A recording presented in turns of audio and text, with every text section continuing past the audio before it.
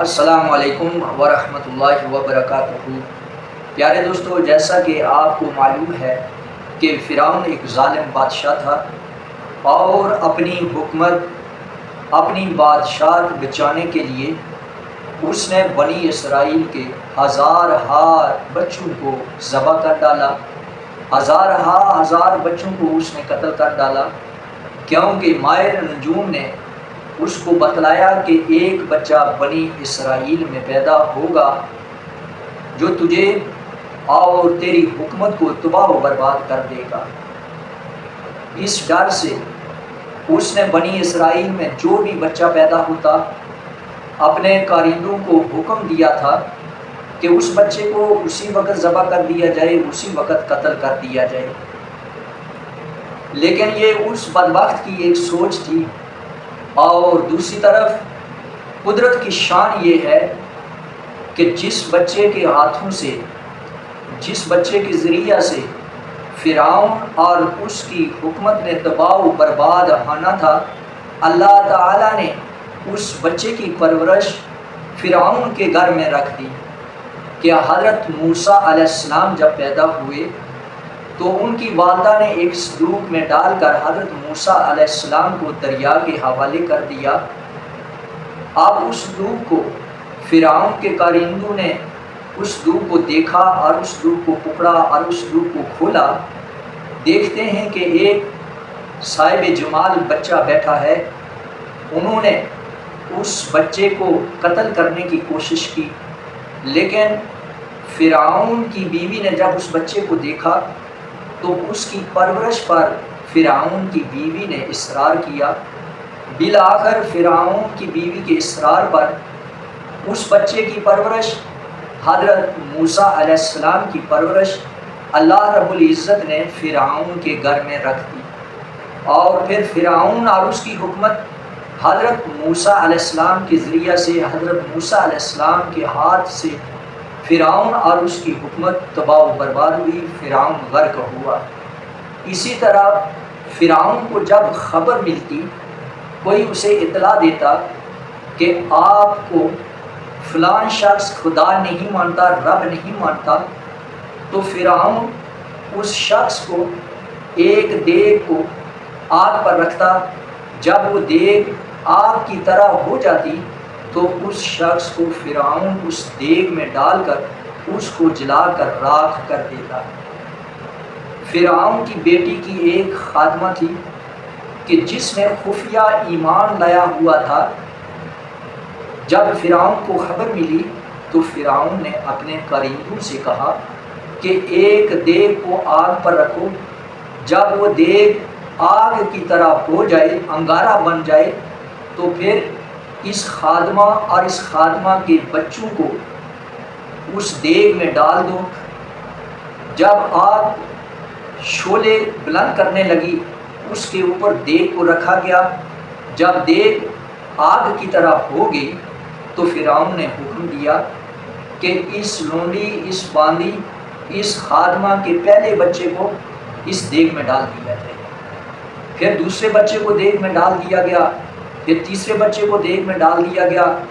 بالآخر آخر میں اس خادمہ کو اس دیگ میں ڈال کر اس کو جلا کر راکھ کر دیا، اور وہ خادمہ اور اس کے بچے جس جگہ مدفون ہوئے، جس جگہ ان کو دفن کیا گیا، وہاں سے نبی علیہ السلام کے زمانے تک جنت کی خوشبو آتی رہی، جس کو نبی علیہ السلام نے اس طرح بیان فرمایا ہے کہ جب آپ صلی اللہ علیہ وسلم شب معراج پر جا رہے تھے، بیت المقدس کی طرف جا رہے تھے، تو جب مصر سے گزرے تو آپ صلی اللہ علیہ وسلم نے ایک نفیس اور پاکیزہ خوشبو محسوس کی، تو آپ صلی اللہ علیہ وسلم نے حضرت جبرائیل علیہ السلام سے پوچھا، جبرائیل یہ خوشبو کہاں سے آ رہی ہے؟ تو جبرائیل نے آپ صلی اللہ علیہ وسلم کو اس باندی اور اس کے بچوں کا سارا قصہ سنایا کہ جبرائیل علیہ السلام نے عرض کی کہ اللہ کے رسول، فرعون کی بیٹی کی ایک خادمہ تھی جس کا نام ماشطہ تھا۔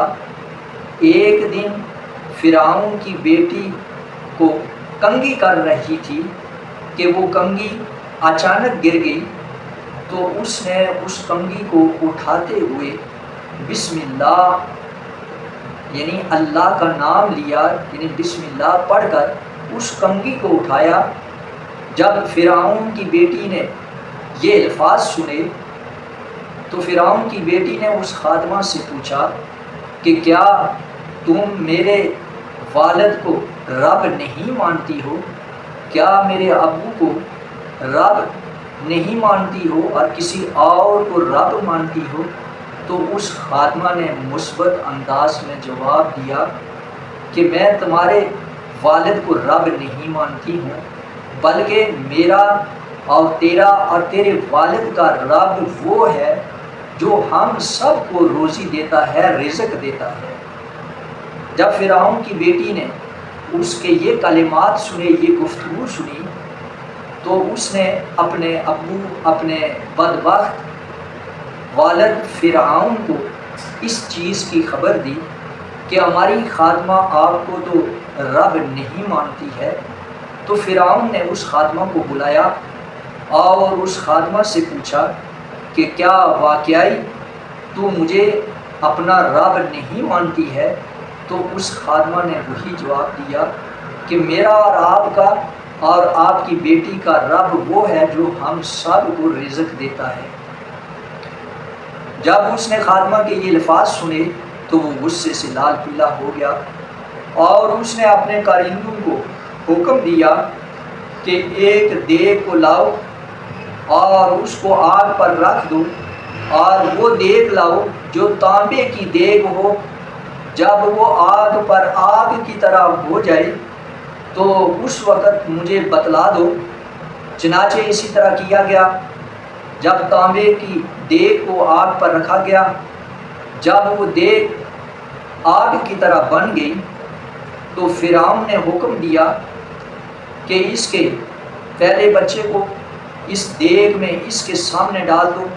چنانچہ اس کا ایک بچہ اس سے چھینا گیا اور اسے گھسیٹ کر اس دیگ میں ڈالا جاتا ہے۔ وہ بچہ چند ہی لمحات میں جل کر راکھ ہو جاتا ہے۔ ماں اپنی نگاہوں سے، اپنی نظر سے اپنے بچے کو جلتے ہوئے دیکھ رہی ہے۔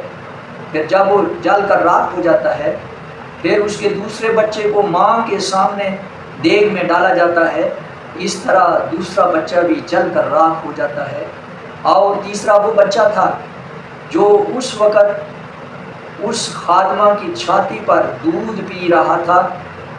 فرعون کے کارندوں نے اس بچے کو اس ماں سے چھینا، گھسیٹ کر جب دیگ میں ڈالنے لگے تو اس وقت اس خادمہ کی آنکھوں پر اندھیرا چھا گیا۔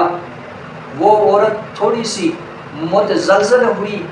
اس وقت دودھ پینے والے بچے نے، اللہ رب العزت نے اس دودھ پینے والے بچے کو گویائی عطا فرمائی۔ تو اس دودھ پینے والے بچے نے ماں سے با آواز بلند کہا کہ اماں جی، آخرت کے عذاب سے دنیا کا عذاب کوئی حیثیت نہیں رکھتا۔ آپ حق پر ہو اور حق پر ڈٹ جاؤ۔ یہ سنتے ہی اس خادمہ کو اللہ رب العزت نے صبر عطا فرمایا اور اپنی آنکھوں کے سامنے اپنے نومولد بچے کو، دودھ پینے والے بچے کو دیگ میں جلتے ہوئے پایا، اور بالآخر اس عورت کو، اس خادمہ کو فرعون کے کارندوں نے دیگ میں ڈال دیا۔ اس طرح وہ خادمہ اور اس کے تینوں بچے جل کر راکھ ہو گئے۔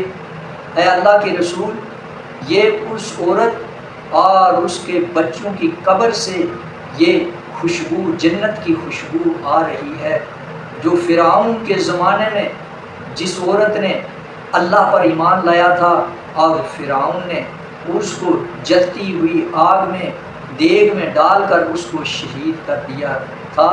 اللہ کے رسول صلی اللہ علیہ وسلم یہ جنت کی خوشبو ہے۔ حضرت ابن عباس رضی اللہ تعالی عنہ فرماتے ہیں کہ اس دنیا میں جب سے دنیا قائم ہوئی ہے، اللہ رب العزت نے اس کائنات کو بنایا ہے، تو اس دنیا میں 4 بچوں نے، دودھ پینے والے بچوں نے، یعنی نومولد بچوں نے، 4 بچوں نے اللہ رب العزت نے ان کو گویائی عطا فرمائی، تو 4 بچوں نے کلام کیا تھا۔ ان 4 بچوں میں سے حضرت عیسیٰ علیہ السلام ہیں، اور اسی طرح جارینج کا جو واقعہ ہوا تھا اس پر بولنے والا ایک بچہ تھا، اور تیسرا وہ بچہ تھا کہ جب حضرت یوسف علیہ السلام پر تہمت لگی تو گواہی کے طور پر ایک نومولد بچے نے، دودھ پینے والے بچے نے گواہی دی تھی، اور چوتھا وہ بچہ ہے جو فرعون کی خادمہ کو جب فرعون نے آگ میں ڈالنے کی کوشش کی تو اس کا ایمان تھوڑا سا متزلزل ہوا، تھوڑی سی پریشان ہوئی تھی، تو اس نومولد بچے نے اپنی ماں کو تسلی دی تھی کہ ماں آپ حق پر ہیں، حق پر ڈٹ جاؤ، آخرت کے عذاب سے دنیا کے عذاب کی کوئی حیثیت نہیں ہے۔ اللہ رب العزت ہم سب کا ایمان، ہمارے جان، مال، عزت، آبرو اور ایمان کی حفاظت فرمائے۔ السلام علیکم ورحمۃ اللہ وبرکاتہ۔